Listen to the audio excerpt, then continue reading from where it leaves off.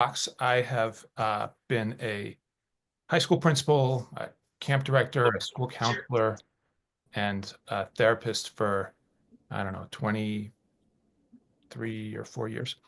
And I am also a father of four kiddos. And this is a very exciting month for me because this is the one month in my fatherhood journey where all four of my children are teenagers. So I have four teenagers in the house right now. And as you imagine, it's a little bit chaotic. I feel like I do more. I've kind of immersed myself in adolescence, so I kind of know what to do better with teens than when they're like in toddler, preschool age.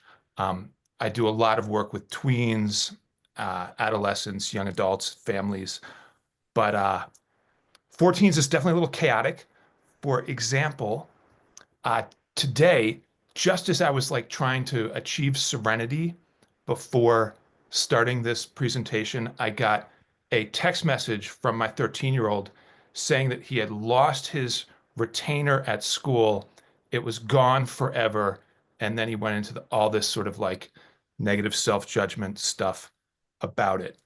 And that that kind of experience, I feel like happens a lot where as parents, we're just minding our own business and our kiddo shows up with something that is, if we were judging it, it wouldn't be good, right? If we're sort of comparing, like, is this a blessing or a curse? It feels more like a curse. And the first thing I want to talk about is how to shift our natural inclination there, because we have this part of our mind that will kind of quickly take in information and judge it as sort of positive, negative, or just neutral, where we just kind of, don't pay much attention to it. And we do this with our kids all the time.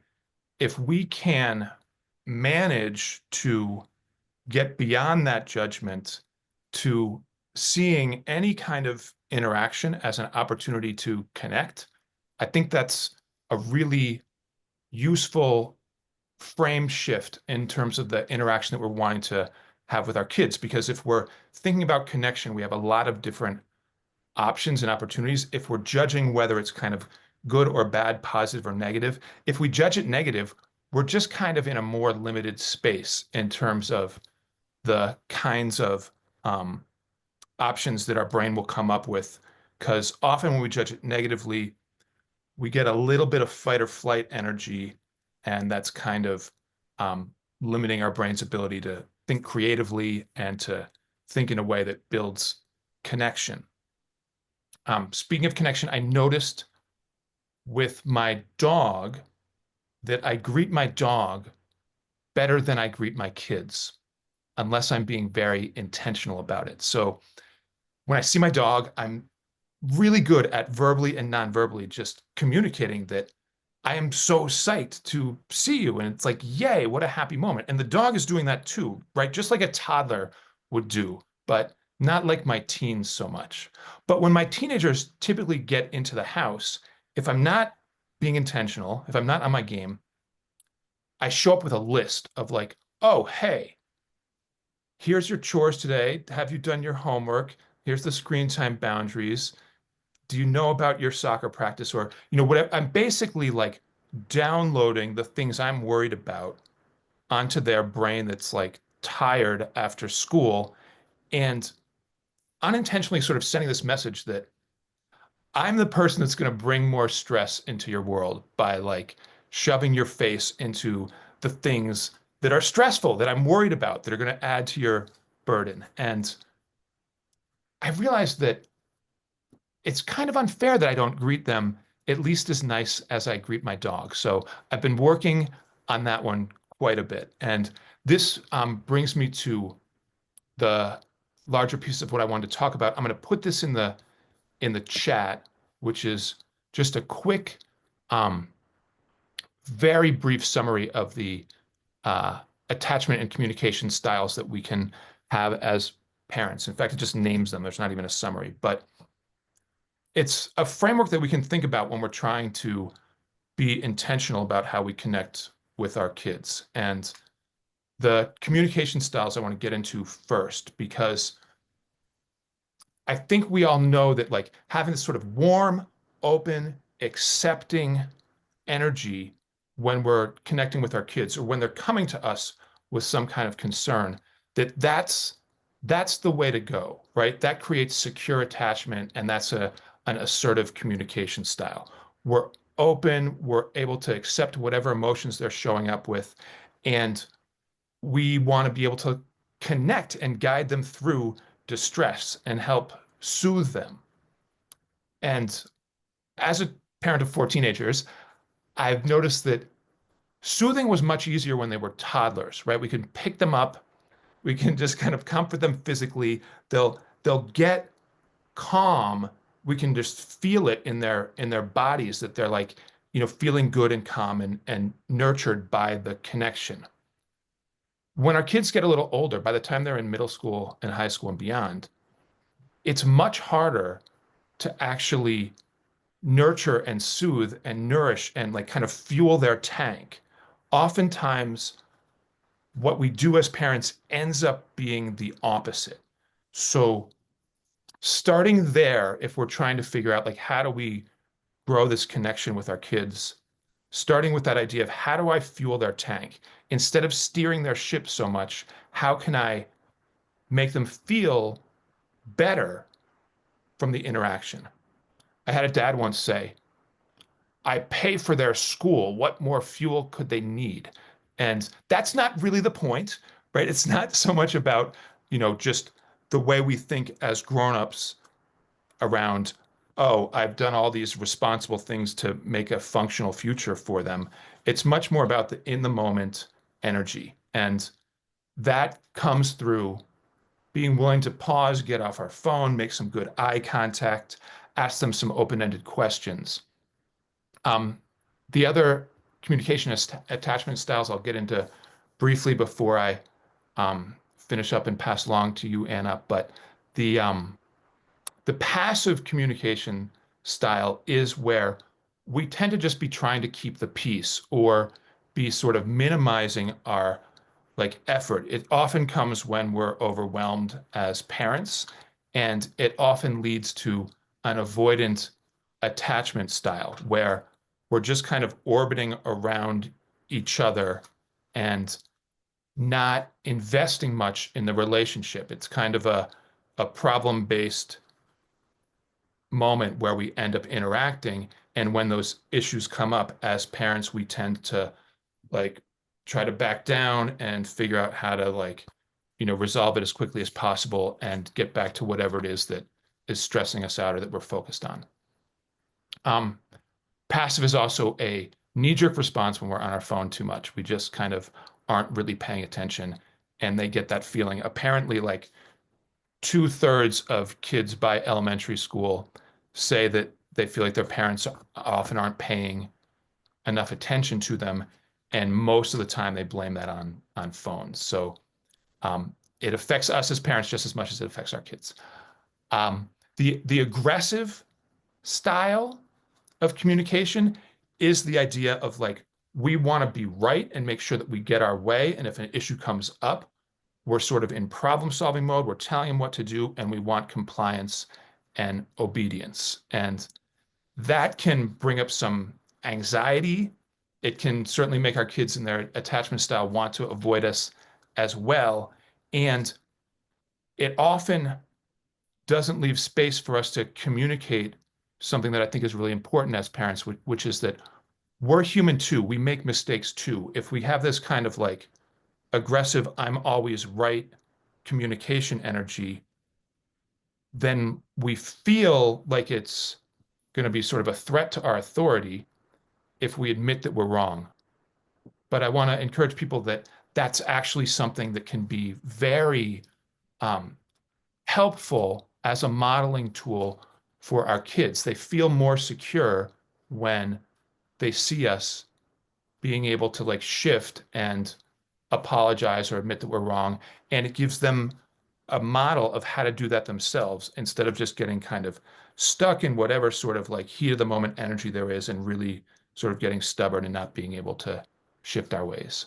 Um, Passive aggressive communication style is a bit of both, and it often manifests as either sometimes being passive and then after like the 10th time we've ignored that they're on their phone or their computer too much, we just finally like throw down the hammer and we're like, that's it. And we come in with like a really strong intervention. Or passive aggressive can be that our communication is somehow not synced up in the moment, right? We might be saying something verbally, but the tone or our body language doesn't match up with the words. We're often frustrated, and that frustration is coming out in our tone or our body language or being sarcastic, even if the words are, saying something different. And trying to sync that up and own if we're, frustrated or angry that, hey, I'm pretty frustrated, is a much better way to like support our kids in keeping that communication open and feeling secure and like we're welcoming their energy. It is totally fine as a dad, as a parent, to recognize, oh, I'm getting a little heated, and just take a little break, put ourselves on our own timeout. It's such a gift to be able to just let ourselves, say a gift to ourselves too. Like, hey, I'm getting heated. This is too important of a conversation. I'm going to take a break for a couple minutes and then come back to it. Um, More to say, but I'll let it go at that for now. I know we only have an hour. I want to pass it along to Anna. Thanks, Anna. Hi, everybody. Anna Frost here. I'm owner of Boulder Consultation, and I'm a psychoanalyst of 30 years, and I work with individuals and couples who are dealing with the emotional, relational stuff. I really want to say thank you to you guys that are showing up here. I am really appreciative of male roles and what you have all encountered and what you all deal with all the time. If it were up to me, I would like to open this into a conversation and let me ask you questions, but I am not able to do that right this minute. So what I what I what I'm understanding these days is that fatherhood is, I mean, what you're up against is enormous. I think there's been some pejorative talk about, authority and about things being handled not as well, and kind of maybe emotional realm suddenly needing attending in ways that it hasn't. And that's true. There's truth in it. Um, Historically, you guys have been providers and protectors, have kept the wolves at bay and made life safe.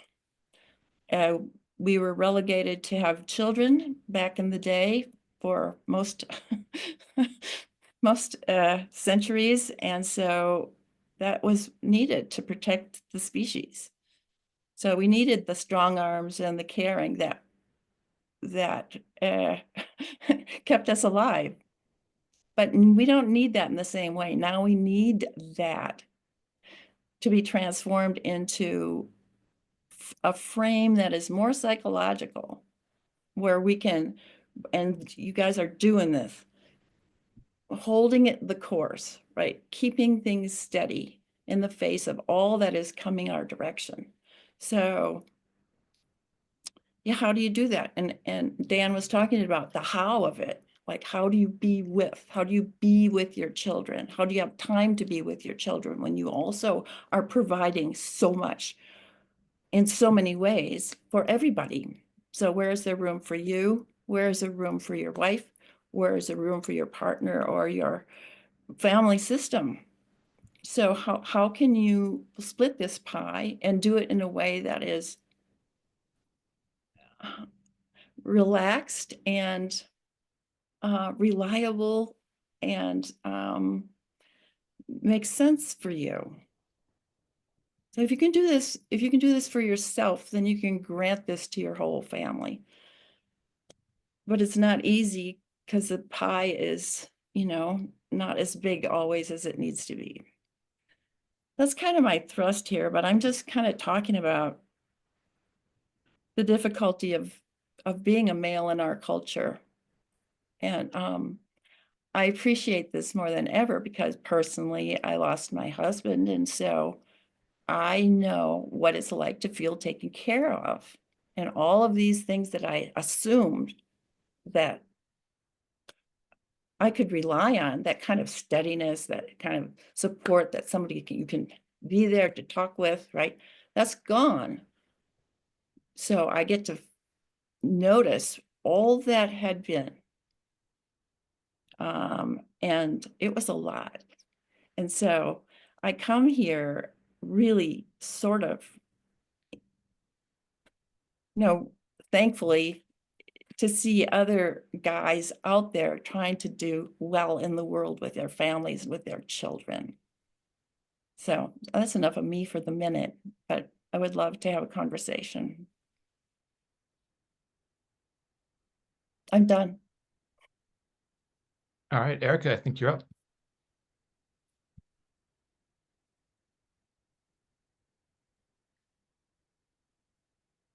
Oh, you're on mute, honey. I'm sorry, everyone. Talking away, just thinking you all can hear me. Well, thanks, Anna and Dan. I appreciate the info you shared so far, and I appreciate all of you for being here, taking time out of your day on a Thursday to join us.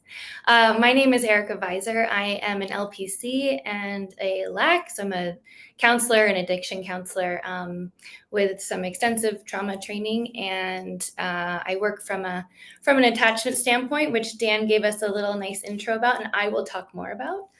Um, so yeah, so I want you all to kind of take a minute or a few seconds, and I want you to think about your fathers. Or if you didn't grow up with a father, then I really want you to think about the first male figure you consistently had in your life.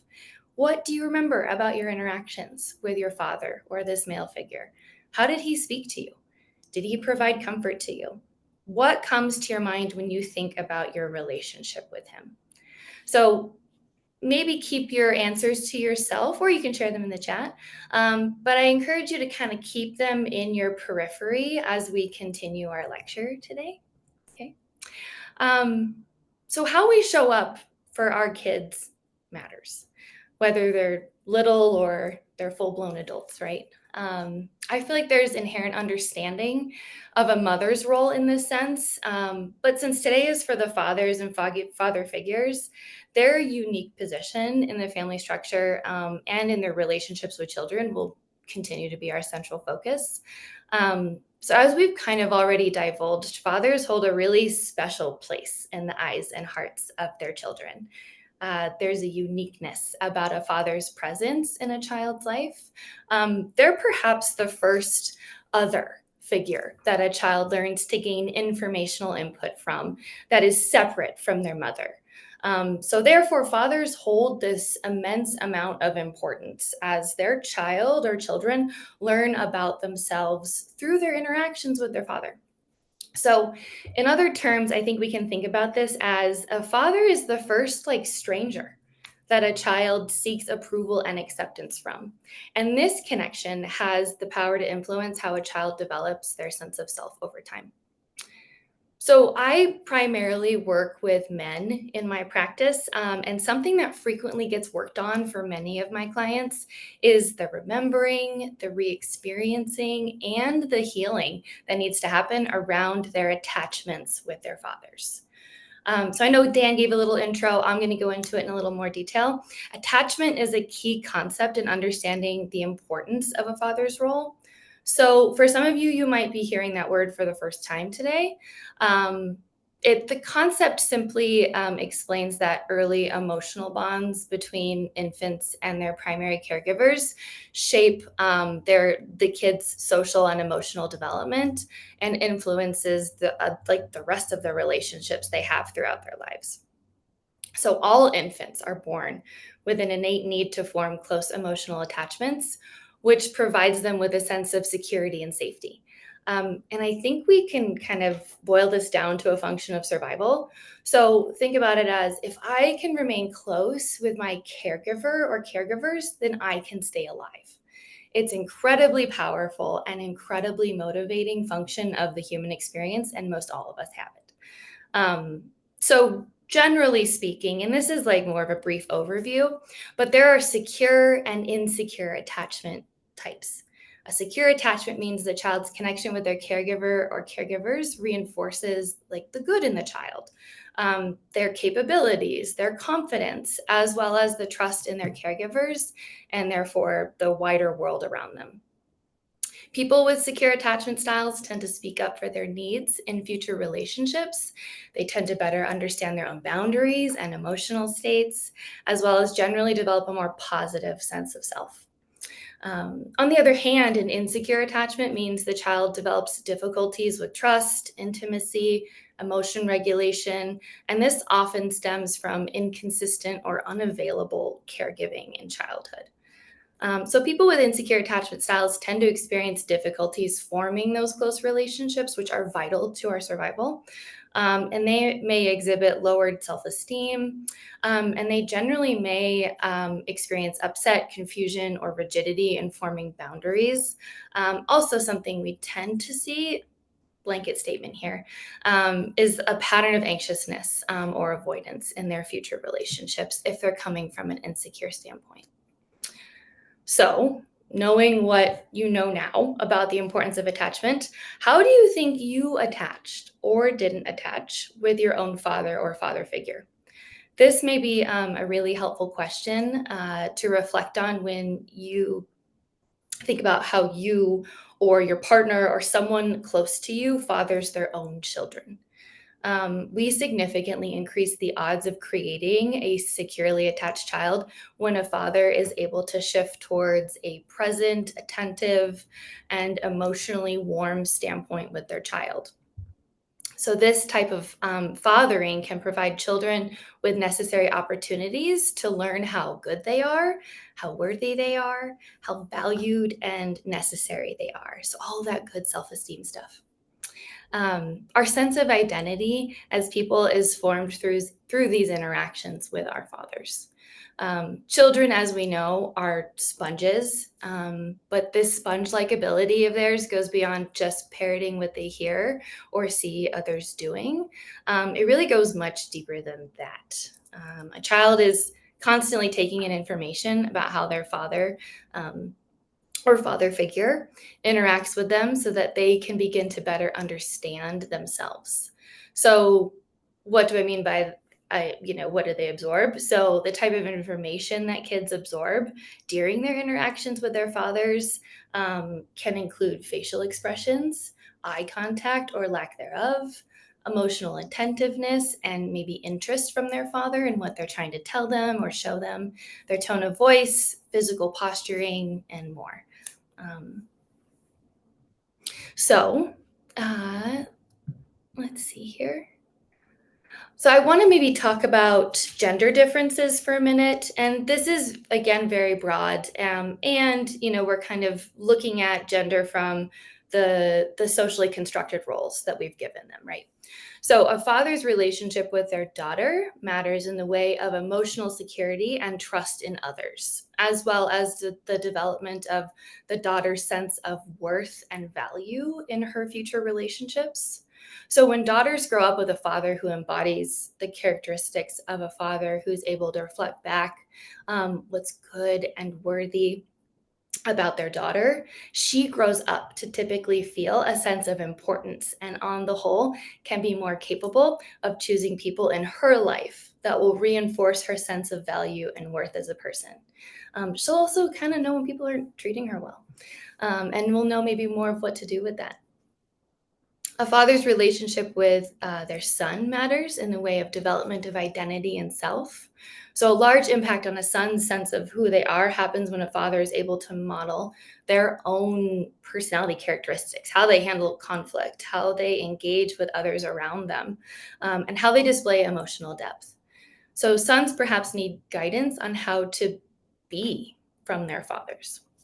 And then a father's relationship with their trans or non-binary child matters in a way, well, actually, in many ways. How are you representing how your child feels that they can get close with and attach to other people of the male gender? You're kind of a representative for that. Are you curious to know how they view themselves, either within or outside of traditional gender roles? Can you communicate to your child that you are a safe emotional space for them to be accepted, no matter how they identify? So, all this attachment talk matters when it comes to the parenting you received as a child and its influences on how you, therefore, parent your own children.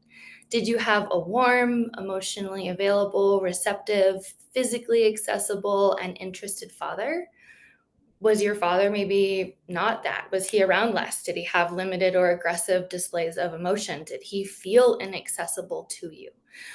Did he default to your mother or another caregiver when it came to difficult conversations or issues? So, the goal here when thinking about all of this is not to obtain perfection, but rather intentionality in fathering. Have you messed up? Probably. Will you make parenting mistakes in the future?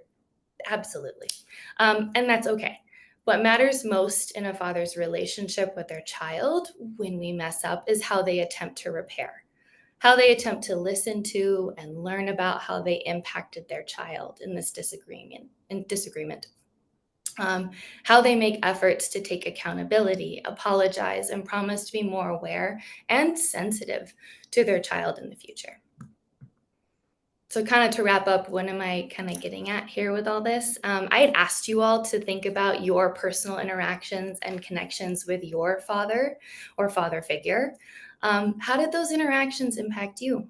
And do you think you are passing down parenting styles that you received as a child? Do you feel you are securely or maybe insecurely attached to others? Maybe that's something to kind of think more about. If you feel you didn't get what you needed from your own father, then it may be important to reflect on how you interact then with your own children, if you're bringing any of that forward. If we want to have securely attached children, then do fathers need to examine if they've embraced the long held socially accepted role of the father? Maybe we need to work to make beneficial adjustments, open up more, become more vulnerable, so our children can feel worthy of fatherly connection, which is vital, as I think we've now, kind of hammered home, right? So perhaps in order to raise self-aware, confident children who learn to be comfortable with confrontation and can maybe more easily manage difficulty in relationships, fathers need to consider how they are interpreting the role of father. How do you feel you need to be as a father when parenting your child? This self-reflection, I think, can be challenging and may bring up some stuff, some insecurities, some emotions, some uncertainty. So it's meant to be a process. So I invite you to begin, if you feel you need to begin challenging internal assumptions of how a father should be based upon the fathering you received as a child. If you're a father, if you as a father are gentle, vulnerable, emotionally available, honest, and curious to the best of your ability, you may be well on your way to necessarily shifting the intergenerational parenting styles you received, and maybe working towards creating a closer and more secure relationship with your child. So, with that said, I will pass this on to Andre. I'm going to speak for him. I know he had a emergency he needs to attend to. He might be coming back. Oh, sorry, I But didn't see I just wanted to jump into what I've heard a lot of fathers um, reporting to me when we're in a therapy session. And by the way, I've unmuted everybody. So if you are interested in, we're about to, jump into a more kind of open-ended Q&A discussion. And if you want to speak instead of put it in the chat, then that's fine. It's now something that's available to everybody. But the kind of common story that I've often heard from dads is that those traditional roles, like Anna, you were talking about, where the father would leave the house, go and kind of like, earn the money, do the outside of the house things, and then back in the day, kind of come home, kick their heels back, get a meal for their hard work, be able to like not really be responsible for, like, they were the outside the house person, not the inside the house person, not dealing with, child rearing issues as much or chores around the house, and that was traditionally more mom's role. Um, the dads I've talked to, and they're expressing frustration when they're, expressing this. So I don't think they feel this way all the time, but there's this sense that they still feel responsible for everything outside the house, but now they're coming home and feeling like the job never ends. Now they're like full-time involved as a parent, doing the parenting, doing the house responsibilities, and that on top of that, nobody's ever appreciative. That there's this sense of like, I'm doing all this and it's not even like acknowledged or appreciated. And that feeling I think is very common. And one of the things that I say to a lot of dads is that I I think that our culture as a whole, it's not just unique to someone's individual family system, but our culture as a whole is having a harder time with finding gratitude. I think everyone feels to a certain extent underappreciated and like we're doing too much, and that there's this imbalance, and that we're all kind of tired, overwhelmed, a little burnt out. And even showing up to a meeting like this, like I want to applaud you guys for being here, because I feel like a lot of times it's like, oh my gosh, like one more thing. We know we should do some self-care, but there's so many other things that are getting juggled that just like keeping our nose above water is really tricky. So I think figuring out how to have a strong conversation with our parenting partner, if we have one, around what our individual needs are, what we want to be doing in terms of our communication with our parenting partner, and how to support each other is a vital part of keeping the family system kind of uplifted and in a healthy place. And as our kids get older, we can do that with them too. They understand us more on a human level the older they get. They say when our kids are little, they see us as gods. When they're teenagers, they see us as demons, which is a very unfortunate time because, they're like pointing out the hypocritical things that we're doing and often um, pushing back with their will in a way that wasn't familiar earlier on. And when we used to get, hugs and appreciation from our kids, now we mostly get this kind of like avoidance and leave me alone energy. That's that demon stage. When they're adolescents, they tend to demonize us. But the third stage is what we're ultimately looking to grow into, which is where they see us as humans, and the relationship is between, a parent, adult parent, human, and their, budding adult child. And the dynamic is, much more kind of understood in terms of I'm relating to somebody who is my parent, but also is part of this like common shared humanity where we do have needs, we do have ups and downs. We're not going to be perfect all the time. And as our kids get older, I think it's more and more appropriate to share that stuff and to have a different kind of give and take. A lot of fathers I know tend to give everything and feel like they can't participate in the previous hobbies that they enjoyed, or if they were doing something athletic, it's much more difficult to kind of stay in gear with that. And, there's sort of this joke about the dad bod that people get as, we become parents and we have less time to get out and adventure and exercise, and we're gaining a few pounds and sort of like losing a step in whatever it is that we're um, participating in as a sport. And that's okay, right? We often at a younger age do get a sense of identity from these kind of external achievements and going out and challenging ourselves physically. And parenting is very different. It's a different kind of challenge with a different kind of rewards. And it's okay to shift gears and embrace the new parenting challenges and not entirely let go of the old hobbies. Like I've seen dads, and I've done this to a certain extent of myself, where it's like, well, if I can't play basketball the way I used to play basketball, then, what's the point in going? Because I was in this mindset of like, I want to keep getting better and better and continuously improve. And that's how I saw an activity like basketball. Um, but I'm like 51 now, and I see it more as like, hey, if I can get up and down the court, get a little bit of exercise and not get injured, like that's a big win. And it makes me feel good the rest of the day. So our hobbies, we may need to redefine our relationship with them, but giving up the things that we do for self-care, I think, is not um, the the solution once we get, increasingly busy with the demands of parenthood. And it can be something where we end up with a lot of resentment towards our kids if we feel like the energy around parenting is taking away from our self-care or our hobbies, and we just kind of feel like we've compromised.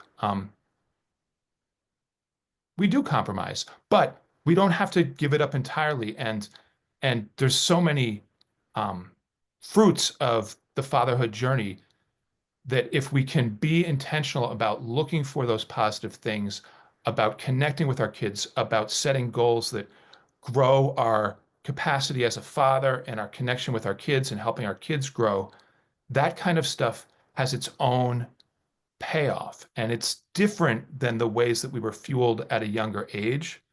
But that fuel is really potent if we're looking for it and if we're open to it. Um, Anna, yeah.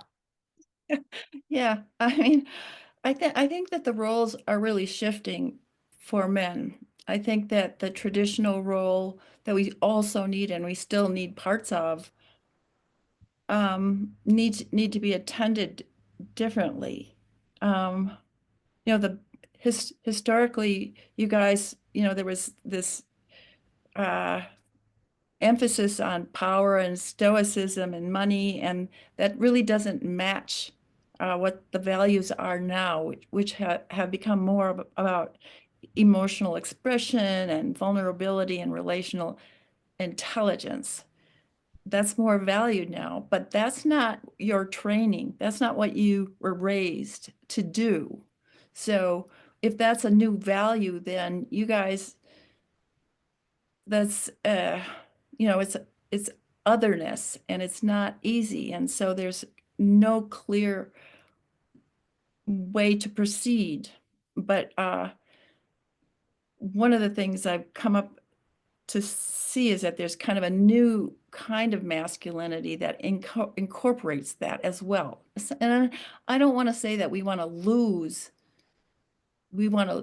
to lose that frame of security and structure that makes us all safe. We don't want to lose that, but that needs to be softened so that there's room for emotional realm, emotional availability. I mean, I think one of the things, I mean, isn't there a dad? I don't know that there's not a dad on the planet that won't want to have heard that his child said, well, I could always talk to my dad. Hmm.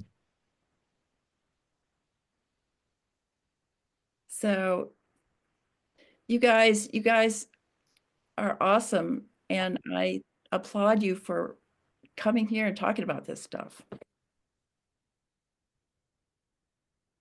And I would love to have you guys talk to us about what you're up against or what your thoughts and feelings are about where you sit in the world right now. Also, Anna, I see that Andre was able to join us. Sorry about your emergency. If there's something, a little something you'd like to say, or do you want to just go into questions? Uh-oh, we can't hear you, Andre. Sorry about that. I think it's fair to just go into Q&A because I don't want to repeat what my colleagues probably said. I apologize. I had to step away for a little bit. But but this is the part that I really enjoy. So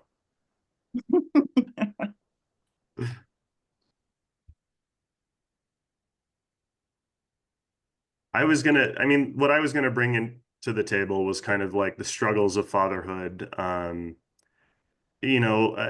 of what I see with my clients, fathers that are dealing with expectations that they have of holding everything up and then kind of putting themselves last.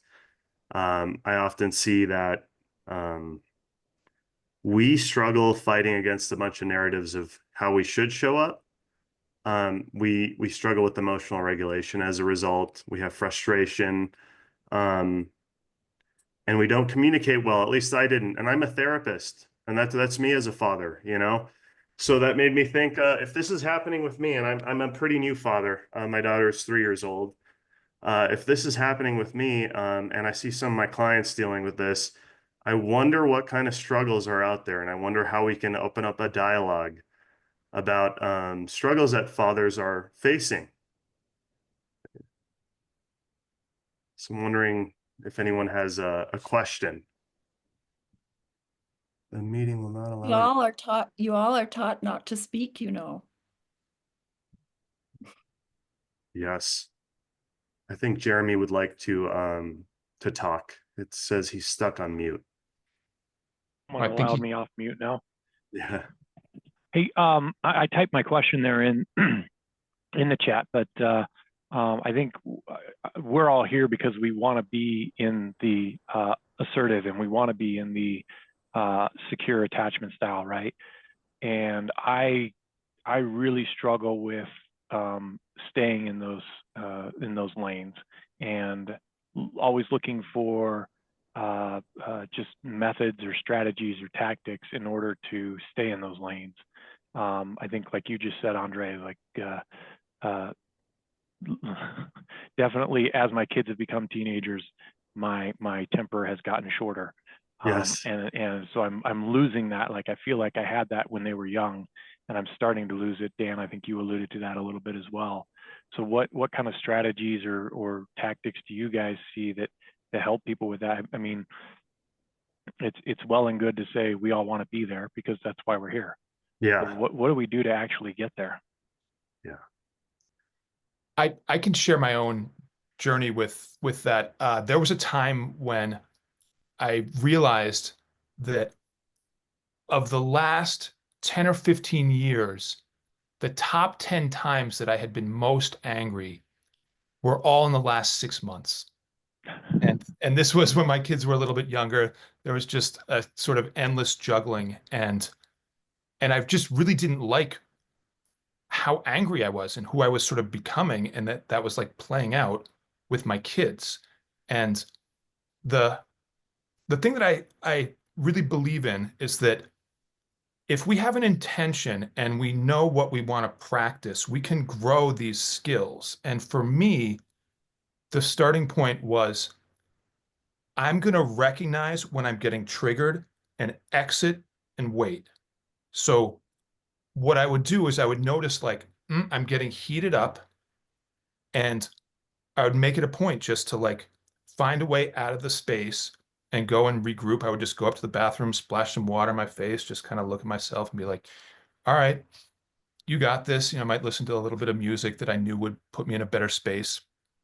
And then I'd come back to it. And at first, when I would leave, I would run my mouth because that was one of the things I did when I was triggered. So I would kind of announce that I needed to leave because I was getting fed up with all of them and that they were acting ridiculous. And so I, as the like, I don't know, superior evolved being, was gonna like, go off and abandon them for a while and just come back when I was ready. Some version of that, right? It was like not really helpful to just like I needed to stop talking. And Hmm.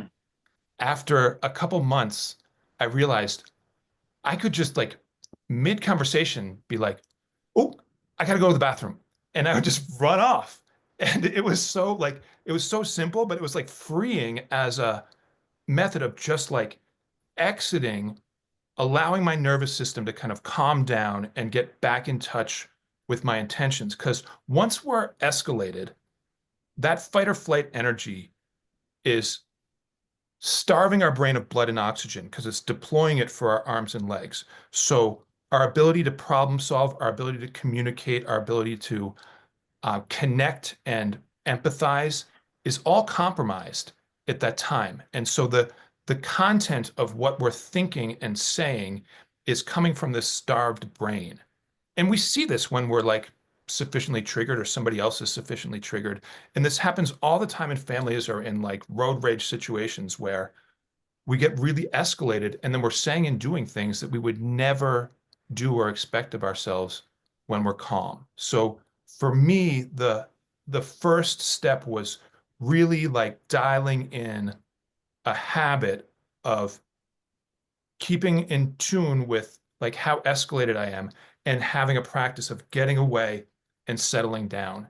And it's possible to chill out our nervous system in 2 to 3 minutes if we're escalated using some combination of, breathing or relaxation strategies or distracting our mind in a way that is calming. So I would look for that as a tool just in the moment. That's kind of, when we're in that place where we don't have many options and we need to react. But I don't know, what are other people's ideas? Also important to say that there are going to be times, no matter what you learn and how much you're going toward making improvement, where you're going to blow up. That's just part of being a human being.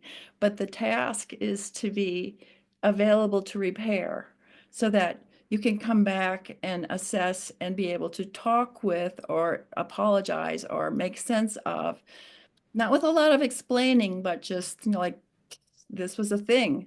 And the repair is golden.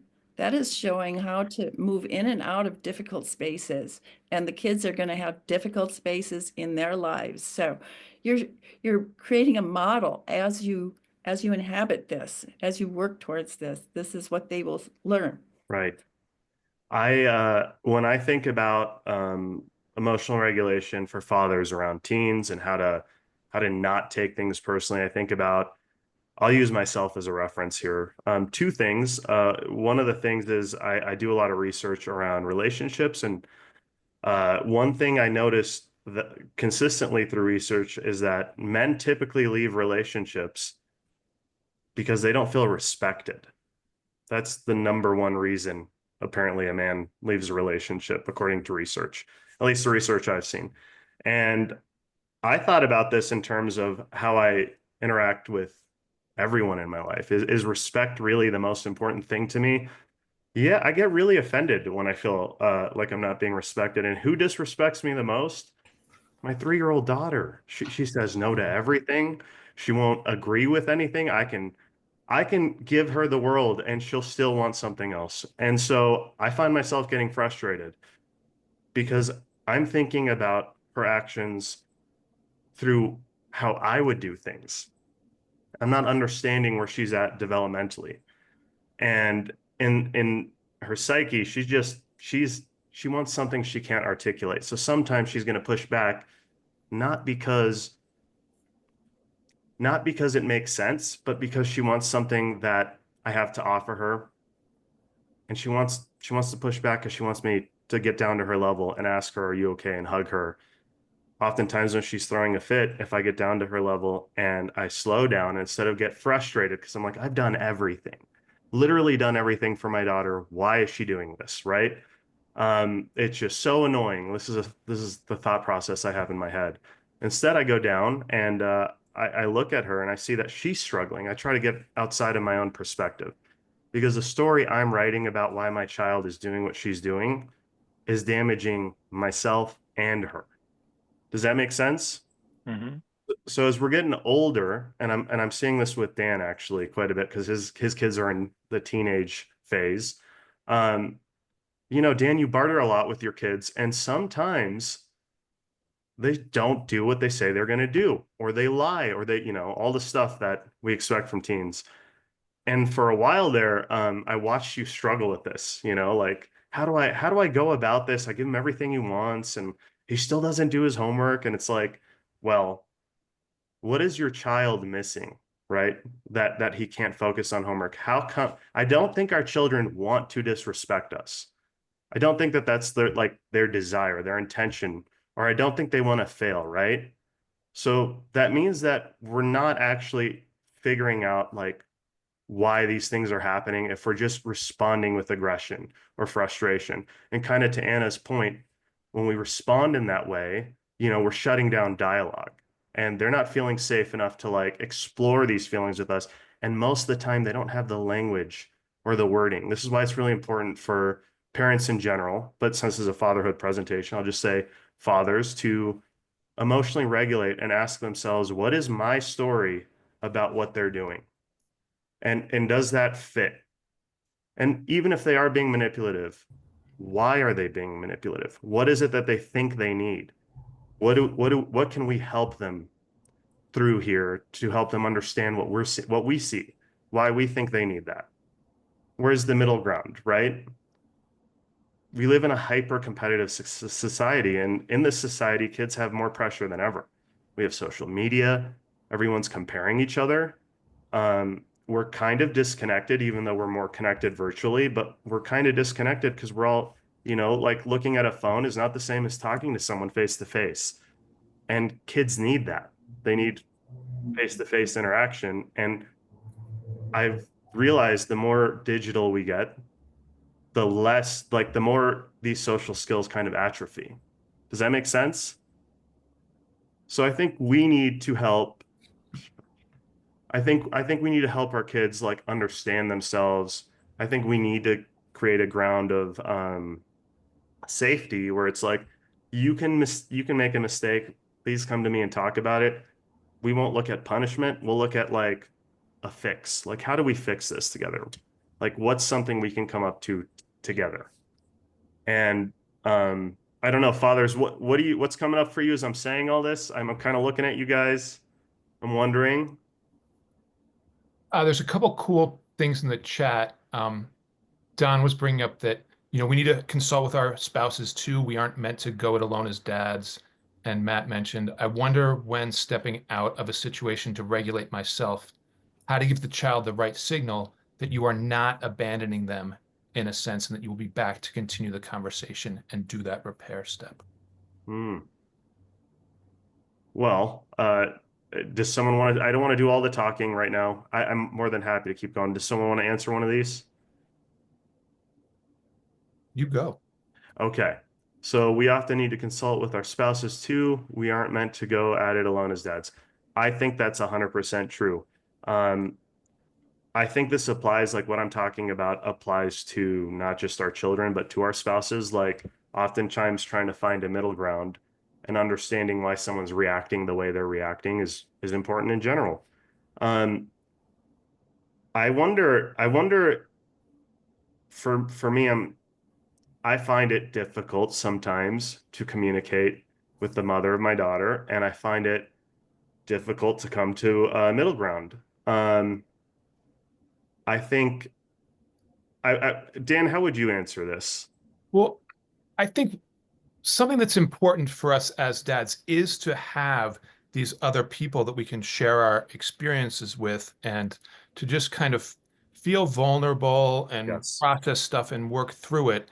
And that in some cases that can be our spouse, and the relationship with our spouse is really important. But in some situations, there's tension there, or we're in a single parenting situation or a divorce situation, and having other people that we rely on for this kind of communication, I think, is really significant. And it also can go against what we as men are kind of culturally taught, which is that we're supposed to be strong and powerful and not show vulnerability.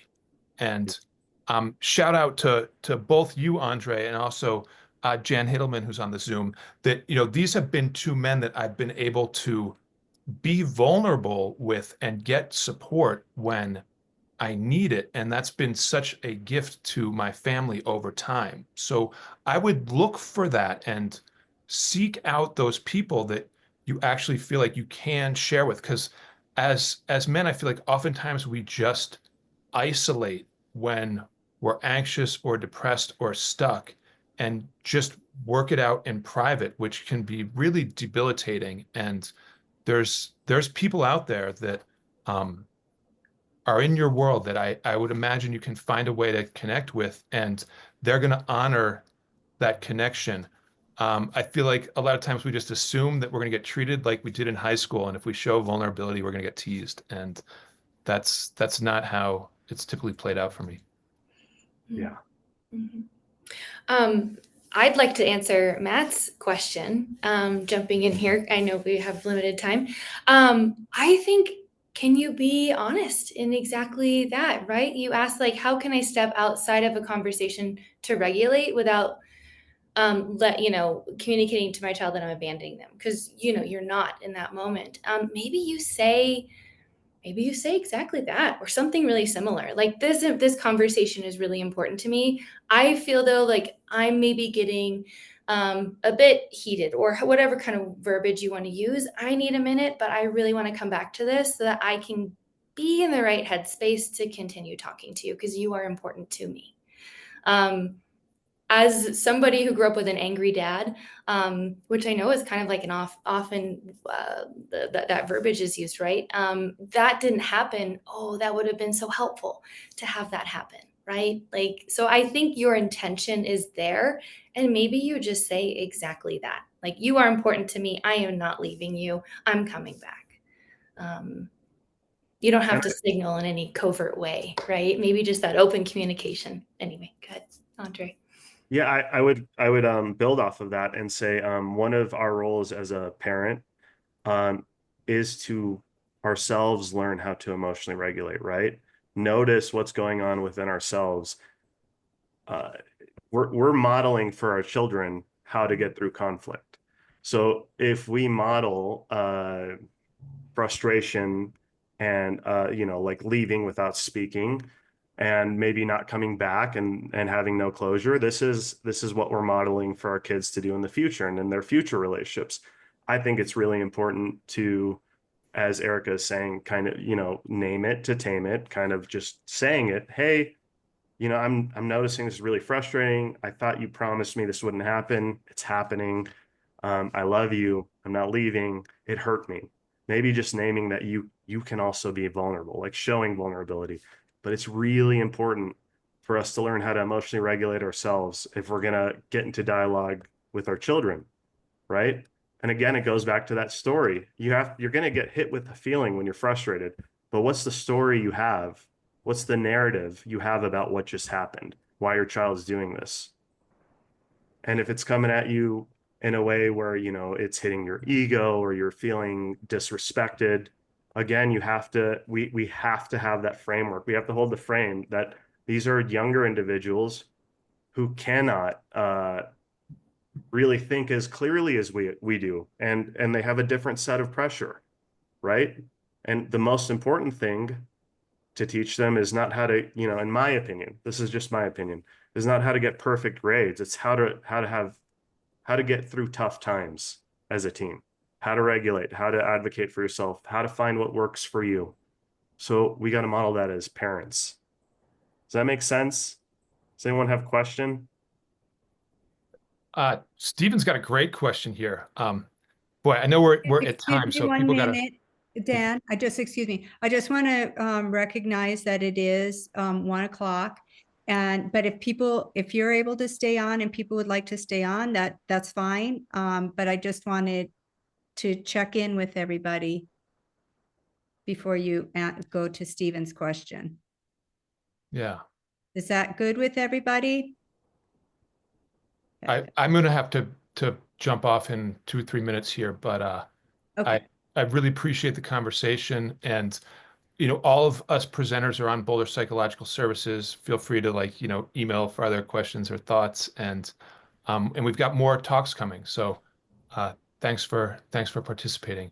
But I love this question, Stephen. It's about how um, your daughter's teenage friends are often kind of like misbehaving, and even though you've kind of shifted your parenting approach as your kids have gotten older and are making family time and also giving them time for friends, how do we deal with that misbehavior without getting passive aggressive? And um I feel like an experience like that can be seen as an opportunity to connect with the friend and to say something to them like, oh wow, like that kind of, that felt like a zinger, that triggered me. Like I don't think you're like meaning to be disrespectful, but like was that your intention? Should I interpret it that way? Like where are you coming from? And just if we do that, especially with a tone that is like wanting to be curious and connect with them, it has a good potential for them to be more aware and kind of wake up to like, oh, wait, like, what am I doing? And it can often create space to kind of interrupt that rhythm and bring a different kind of dynamic. But I would look for a way to, either in the moment check in with them or circle back to it later on and just ask them like, hey, was that like I just felt a little hurt when you said that, and I don't think that was your intention, and I just wanted to like connect and get to know you a little better and just talk this out a little bit. And I feel like that's our best opportunity because it does create this connection, but it also does kind of let them know like, hey, that wasn't cool in this space, and when that comes up, I'm going to be like following up with you about it because I want to understand and get a healthier way of communicating.